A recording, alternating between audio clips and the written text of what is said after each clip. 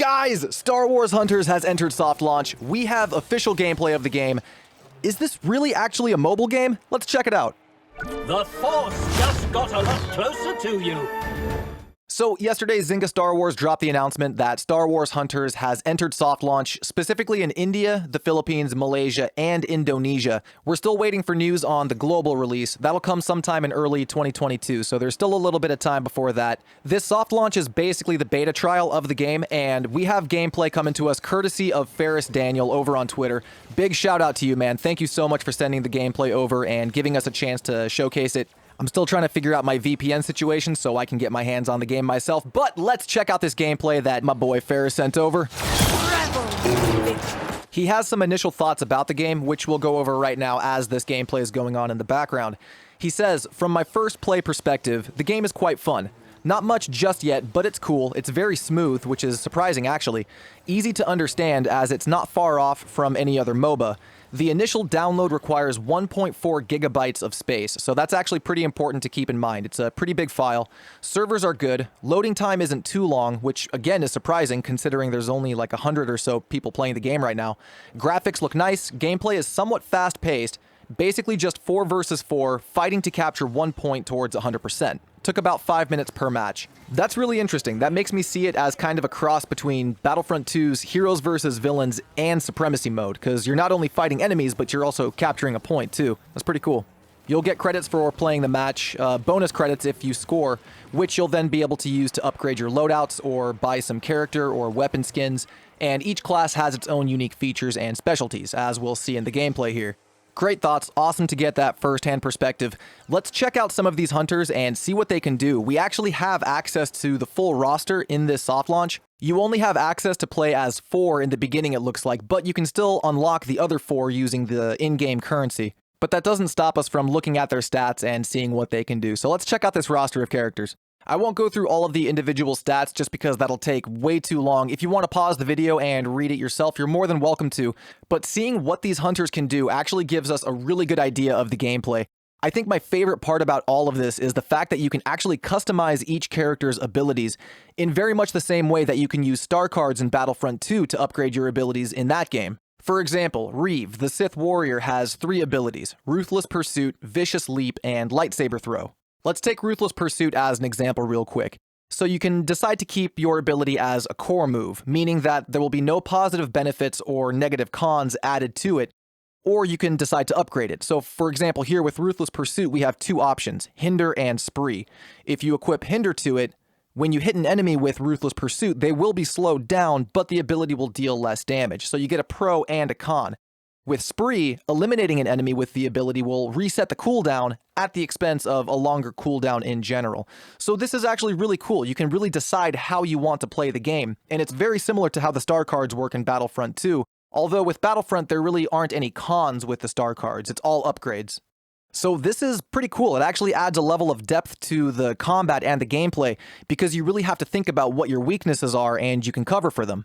But seeing some of these effects, like slowing down the enemy or stunning them, it means it's going to be a lot more than just a hack and slash kind of game. There's actually going to be thought to it. There's also a shop where you can pick up new skins for your weapons or your characters, and that's really cool. I honestly did not expect this level of customization. It looks like there will be microtransactions, but from what I can tell, it's only going to be cosmetic. You're using the in-game currency to buy either new skins for your character, new skins for your weapons, and most likely to unlock new characters.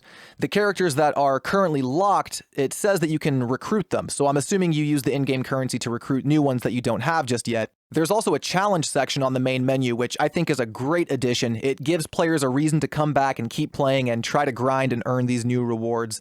It's challenges like play as any hero for a certain number of matches or something like that, and you'll either get a new skin or a victory pose or something. It's good. It's a good addition. Challenges are always a great idea for any game. The shop and challenges aside, let's go back to this gameplay. The arena itself, where we're actually going to be playing, is a lot bigger than I thought it was going to be. At first, I thought it was just that centralized area where the spot that you have to capture is, but it looks like there's actually passages and doorways that you can go through. Of course, most of the action's probably going to happen in the center, since that's where the objective is. But all throughout the map, you have points of interest. Like, there are spots where you get to heal your health back up. If you step over the health icon, your health will instantly recharge to full. There are areas where you can charge your ultimate ability. You step on that, and the percentage goes way up. And that's cool because it gives us a reason to actually leave that centralized area and kind of explore the map a little bit. Of course, you don't want to leave for too long since you're trying to win the game, but if you got to go back and heal, you have that option. And I like options. The Star Wars Hunters website was also updated with new information about the game. It looks like there's going to be 3 classes of hero, or hunter, I suppose. I'm still on Battlefront language. That's going to be so hard to break that habit. So 3 classes of hunter. We got damage, tank, and support. Maybe a possibility for a 4th one to enter into the equation later. But the website was updated to actually include a new character that's going to be coming to the roster, I assume soon after the game drops. I think I have an idea of who it's actually going to be. There was a Rodian character that was teased in some of the earlier screenshots that leaked. I'm guessing it's going to be this Rodian, but only time will tell. But that in and of itself is awesome. That means the game is going to get updates. We're going to get new hunters. We're probably going to get maybe new maps, new customization options, new skins. This is going to be a live service game, and I think for those of us in the Star Wars gaming community who have missed the live service aspect of, let's say, Battlefront, or even Squadrons if you were deep into the Squadrons world, I think we need this. I think we really need a live service Star Wars game that, can kind of fill that void. And sure, the graphics look a little bit cartoonish. It looks kind of like, probably more like Fortnite than it does even Overwatch, but if you can get past the art style. Hey, I didn't give Rebels a fair shot in the very beginning because I had trouble getting past the art style then. I gave it a fair chance, and Rebels is now one of my favorite pieces of Star Wars media. I have a feeling that Hunters is probably going to get the same treatment. It might look kiddish and a little childish in the beginning, but just give it a chance. It's going to be the only Star Wars game that we have for a little bit here. Unless, of course, you're still playing Battlefront like me. But all in all, this looks really good, man. I'm pretty excited for this. I will be picking up a Nintendo Switch so I can get the full console experience. I'm not a mobile gamer. There's a reason I don't cover Galaxy of Heroes on this channel, and I really stick to the console games. So the Nintendo Switch will be my version of choice. For the rest of this video, I'm going to let the gameplay play out. I will try to showcase each individual hunter that we have access to. Namely, it's going to be Imara Vex, Zaina, Rieve, and Graz. And as a follow-up, I'm also going to have individual videos focusing just on those specific hunters, just so you can see what they do themselves. Let me know in the comments, guys, are you excited for Star Wars Hunters? Give the video a thumbs up if you are, give it a thumbs down if you're not, but let me know who you're going to main if you're planning on picking this game up. I already know it's going to be either J3 or Utuni for me. I can already tell the Jawas are going to be broken, so I'm looking forward to playing as them. Hope you guys enjoyed the video. If you're new and you want to stay in the loop with more Hunters and Star Wars gaming news, be sure you're subscribed and getting notified. We got plenty more great content on the way. I'll see you guys next time. Peace!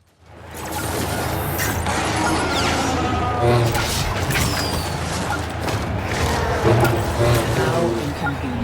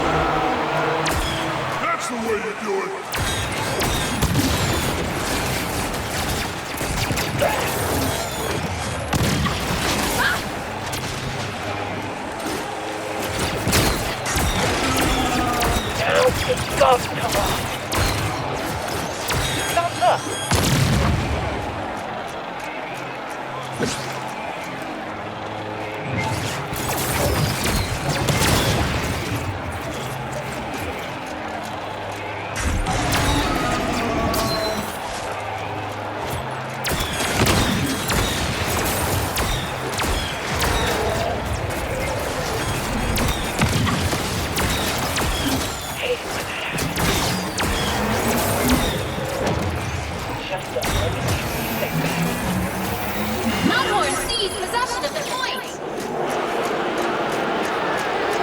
Swooped in like a herd of bastards!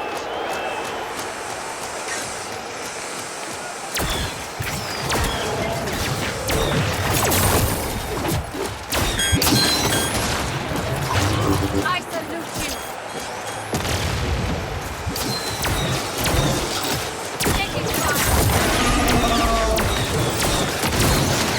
What's that enemy?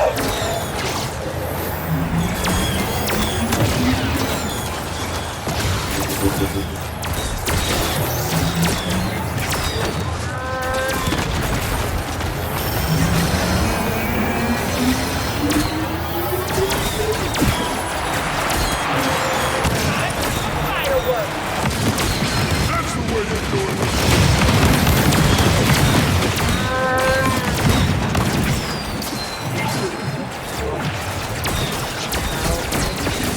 I salute you!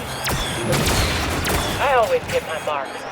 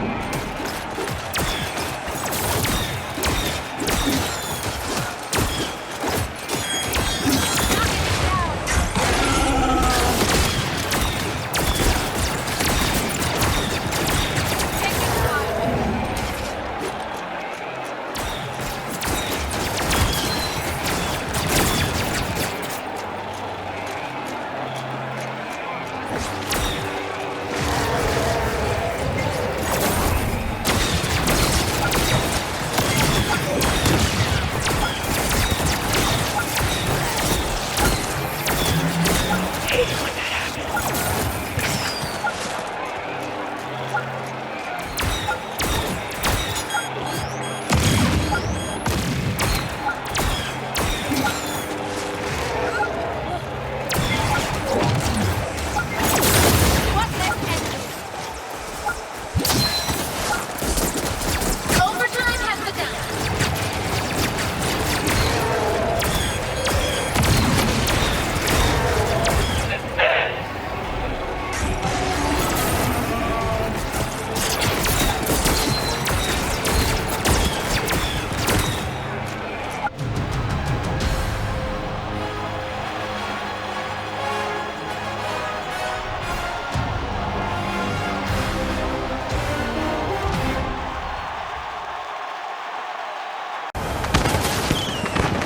Whichever team controls the point the longest wins!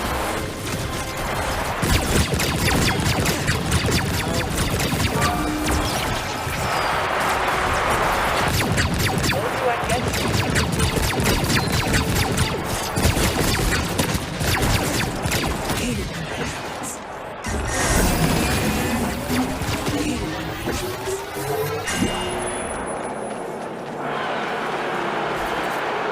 The deal is sealed!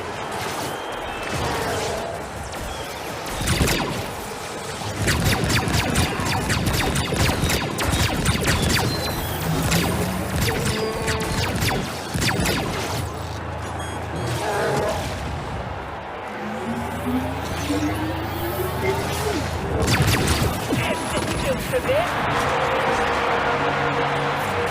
They were not going to be denied!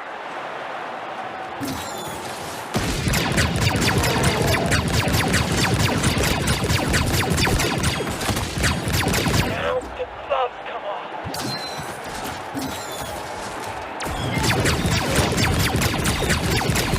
I always get my mark.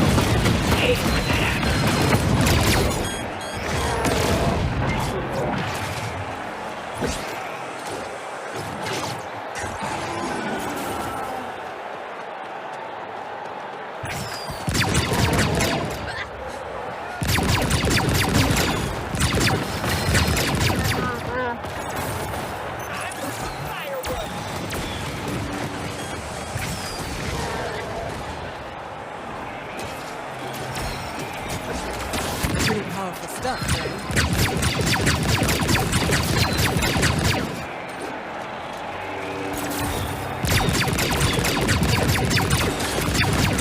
Told you I'd get you.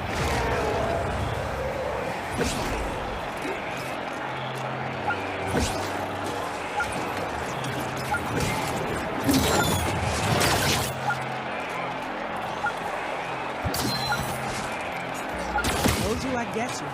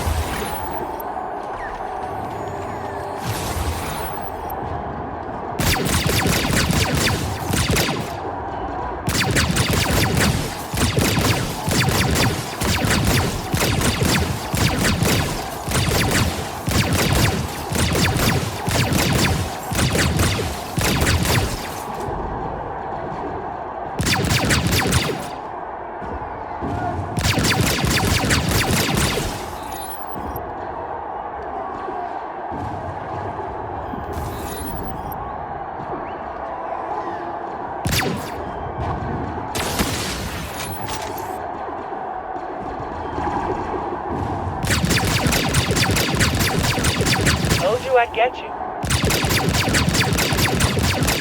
It's not personal.